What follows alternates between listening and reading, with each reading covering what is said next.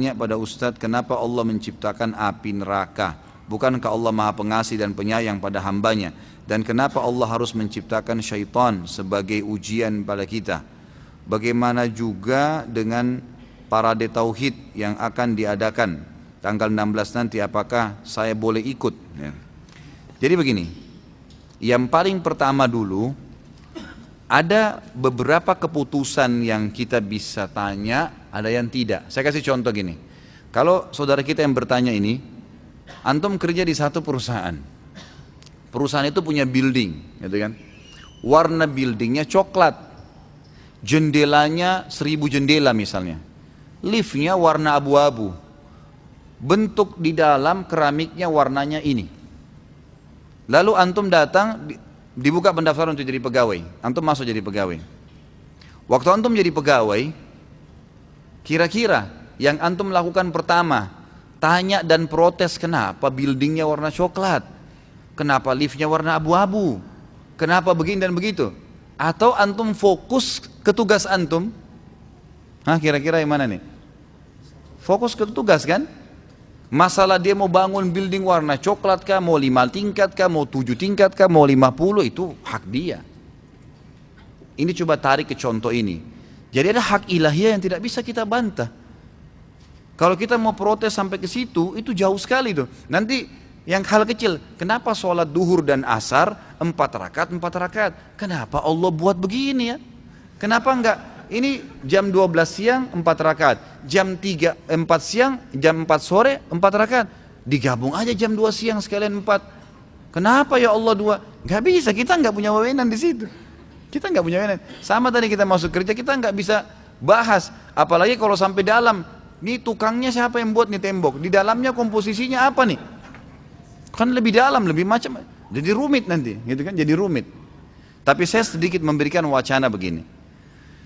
Allah Subhanahu wa taala sebagai pencipta menyayang, gitu kan? Memang penyayang, menyayangi kita. Bukti penyayangnya adalah kalau antum berbuat dosa, umur misalnya seseorang 60 tahun.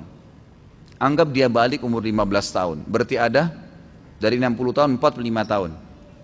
45 tahun ini semua maksiat. Semua zina, riba, macam-macam dilakukan sama dia. Pas umur 60 tahun, sudah 45 tahun buat maksiat, umur 61 tahun taubat kepada Allah. Menyesal-nyesal, ya Allah, saya baru tahu ini kalau ini dosa, saya taubat. Diampuni nggak? Ini masih hidup nggak ini? Tidak ada jawaban.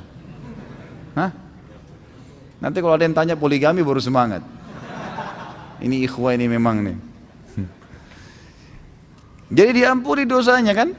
Diampuni. Itu berarti maha rahmatnya Allah. Allah betul-betul menciptakan surga dan neraka, dan Allah mengatakan pada surga, hai surga kau, dalam hadis Bukhari, dalam hadis Qudsi ya, hai surga kau adalah rahmatku yang aku akan balas hamba-hambaku yang patuh dan bertakwa, dan wahai neraka kau adalah azabku yang aku gunakan untuk menghukum orang-orang yang membangkang, gitu kan?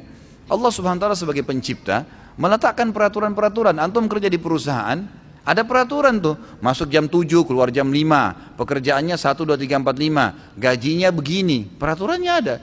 Ada pelanggaran, ada juga hukuman-hukuman bagi yang melanggar, yang tidak masuk 3 hari berturut-turut tanpa alasan maka dipecat. Pekerja aja tidak selesai akan begini, peraturan perusahaan. Ya kita masuk perusahaan, kita ikuti peraturannya. Kita seperti itulah, kita ikuti peraturan Allah Subhanahu wa taala. Nah, surga dan neraka sudah diciptakan sama Allah. Allah tuntun nih, kerjakan 1, 2, 3, 4, 5, ini surga. Surga itu begini, luar biasa nikmatnya. Hati-hati jangan langgar ya. Kalau di kantor tadi, langgar kamu dipecat loh. Gak bisa lagi diterima. Sudah dicoret namanya. Udah gak mungkin, biar melamar berapa kali pun, bawa surat dari menteri pun tidak diterima. Baik, dikasih tahu, tetap dia langgar, dipecat dari perusahaan. Ini Allah mengatakan, ini pelanggaran-pelanggaran ya, jangan dilakukan, nanti masuk neraka loh, neraka itu begini, dijelaskan, gitu kan? Nah sekarang tinggal kita, dengan akal sehat kita, mestinya kita pilih yang baik dong masuk surga, jangan pilih yang masuk neraka, mestinya kan begitu. Allah SWT menciptakan ini, meletakkan peraturan-peraturan dengan kemahakuasaannya. Dan kalau kita mau hubungkan di sini, kasih sayangnya Allah SWT, Allah nggak mau kita masuk neraka. Allah nggak mau masuk neraka. Sampai kata Nabi SAW, wala yahliku illa halik.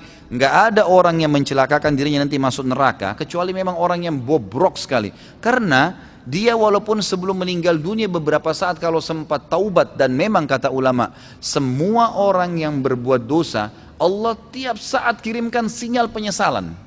Subhanallah, nggak ada orang buat dosa itu nggak nyesel. Dimasukin walaupun dia penjahat, itu setiap habis membunuh atau dia habis berzina, habis mencuri, itu biar mulutnya senyum, tetap dalam hatinya itu ada kecamuk penyesalan. Itu sinyal dari Allah untuk supaya dia kembali ke jalan Allah SWT. Terus diingatkan. Nanti kalau dia tidak mau betul-betul, tidak mau memang membangkang, baru Allah SWT binasakan. Fir'aun itu sampai detik terakhir sebelum tenggelam masih Allah lihatkan tanda-tanda kebesarannya. Musa alaihissalam hantamkan tongkatnya, naik air itu dilihat sama dia. Mestinya dia sudah luar biasa kaget melihat air bisa berdiri seperti tembok yang besar. Dia mestinya taubat. Allah masih kata sama tidak, sengaja cekap ya, ngotot untuk memburu Musa alaihissalam. Tenggelamkan sama Allah, masuk neraka. Nah orang yang seperti ini sudah masuk neraka memang wajar gitu kan. Karena memang ada orang yang membangkang, ada orang yang patuh. Allah SWT memberikan seperti itu, wewenang Allah Subhanahu wa taala.